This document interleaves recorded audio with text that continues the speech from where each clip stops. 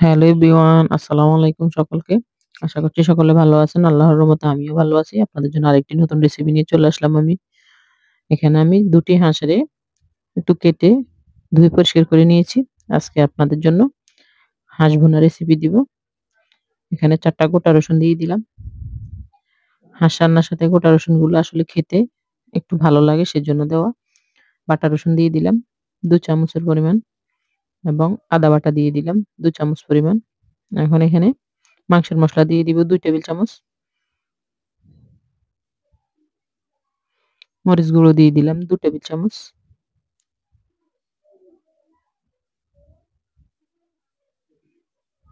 হলুদ গুঁড়ো দিয়ে দিব আমি ২ টেবিল চামচ। যেহেতু এখানে ২ টি হাঁস এবং হাঁসের আমি ফ্রেশ মাংসটাই নিয়েছি, এখানে হাড়টা এখান থেকে বাদ দিয়ে দিয়েছি। এখন এখানে আমি জিরে গুঁড়ো দিয়ে দিলাম। জিরে গুঁড়ো ১.৫ চামচ পরিমাণ এবং ১ চামচ পরিমাণ ধনে গুঁড়ো দিয়ে দিলাম। এখানে আমি হাঁসের মসলা দিয়ে দিলাম। মসলা গুঁড়ো দিয়ে দিলাম ১ চামচ পরিমাণ।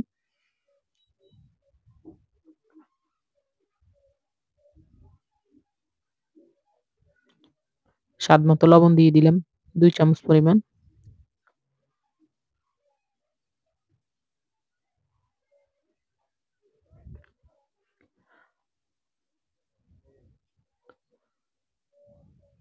এখন শীতের শুরুতে সকলে আসলে হাঁস রান্না করবে, খাবে। সেজন্য রেসিপিটি আপনাদের সঙ্গে শেয়ার করলাম। এভাবে অবশ্যই এভাবে বাসায় একবার হলেও রান্না করে খেয়ে দেখবেন। আশা করি আপনাদের কাছে ভালো লাগবে।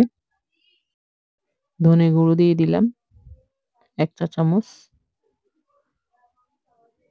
হাঁসের মসলাটা দিলে আসলে আলাদা একটা সেন্ট আসে।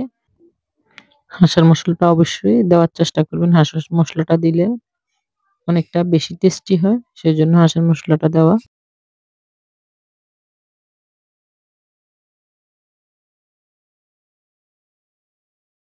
তেল দিয়ে দিব এবং আগে থেকে কুচি করা পেঁয়াজ দিয়ে দিচ্ছি।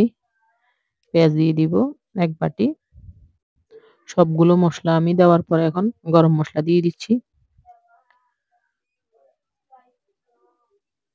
এলাচ, দারচিনি এবং লবঙ্গ ৪-৫ টা এলাচ, দারচিনি ৪-৫ টুকরো এবং লবঙ্গ দিয়ে দিলাম ৭-৮ টা। তেজপাতা দিয়ে দিলাম ২ টা। এখন এখানে আমি হলুদ গুঁড়ো দিয়ে দিব মাখানোর সময়। সবগুলো মসলা আমি হাতে ভালোভাবে মেখে নিব। যেহেতু এটা হাঁসে অনেকটা সেদ্ধ লাগে সেজন্য আমি আজকে মসলাগুলো একসাথে দিয়ে দিয়েছি।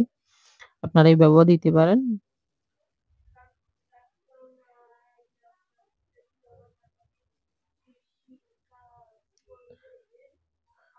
এখন ভালোভাবে এগুলা হাঁসের সাথে আমি মাখিয়ে চুলায় দিয়ে দিব।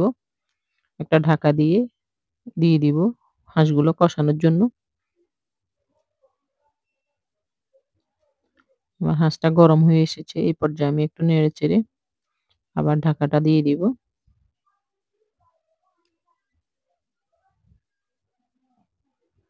দেখেন কত সুন্দর একটা জুসি কালার চলে এসেছে।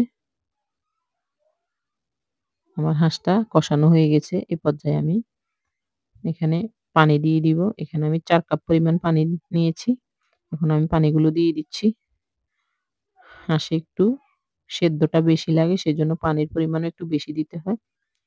মিডিয়াম আঁচে আমি ৪ কাপ পরিমাণ পানি দিয়ে ভালোভাবে এগুলাকে মিশিয়ে ০.৫ ঘন্টার জন্য চুলায় দিয়ে দিব মিডিয়াম আঁচে এবং আমি একটু ঝোল রাখবো। যেহেতু এটা আমি ভুনা খিচুড়ির সাথে খাওয়া হবে সেজন্য আমি এখানে একটু ঝোলটা বেশি রাখবো। আপনারা চাইলে একবারেই শুকনো করেও নিতে পারেন।